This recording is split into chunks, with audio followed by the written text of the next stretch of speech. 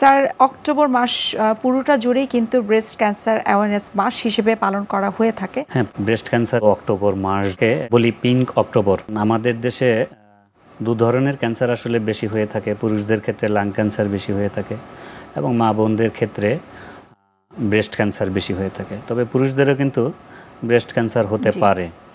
এই পিঙ্ক অক্টোবরে আমরা বিভিন্ন প্রোগ্রাম থ্রু করে থাকি, যেমন ফ্রি ব্রেস্ট ক্যান্সার স্ক্রিনিং করে থাকি।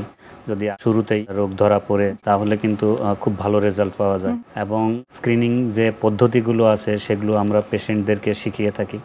এবং এই ক্ষেত্রে সবচেয়ে বড় যে প্রোগ্রামটা, এটা বাংলাদেশের একমাত্র যে ইনস্টিটিউট আছে, ন্যাশনাল ক্যান্সার রিসার্চ ইনস্টিটিউট, ওখানে হয়ে থাকে পুরো অক্টোবর মাস জুড়ে বিভিন্ন অনেক বড় একটা প্রোগ্রাম।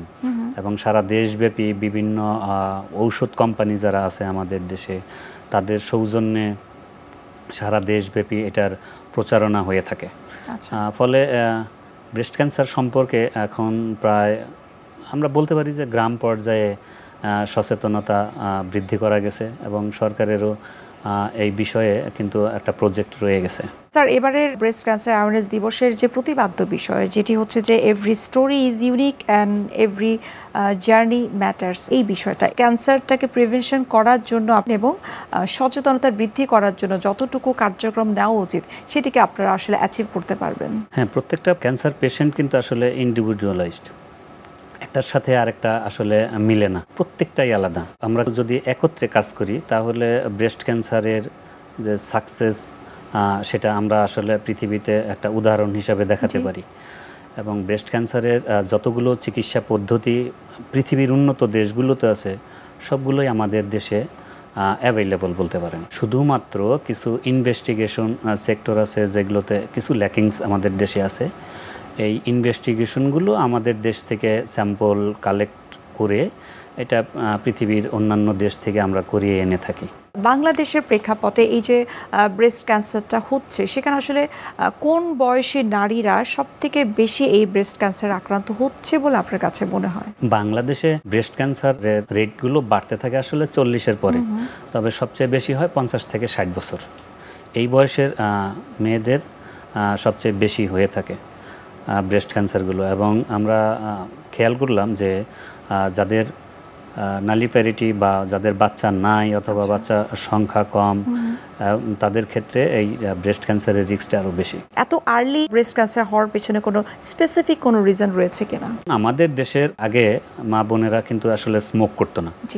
এখন কিছু কিছু ক্ষেত্রে দেখা যাচ্ছে যে স্মোকিংটা বেড়ে যাচ্ছে মা বোনদের মধ্যে। আবার অ্যালকোহলিজম যদি আমরা চিন্তা করি সেটাও কিছুটা লক্ষ্য করা যাচ্ছে।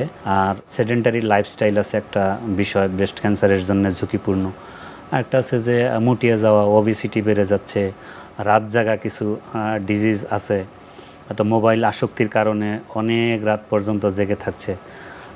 এ কারণে কিন্তু ব্রেস্ট ক্যান্সারের ঝুঁকি বেড়ে যাচ্ছে এখন। ব্রেস্ট ক্যান্সারের জন্য যে স্ক্রিনিং, প্রত্যন্ত অঞ্চলে মানুষ যারা রয়েছে, বিশেষ করে মহিলারা, তারা কিন্তু কিছুটা এই ব্যাপারে একটু সংবেদনশীল, কিছুটা সংকোচবোধ তাদের মধ্যে কাজ করে।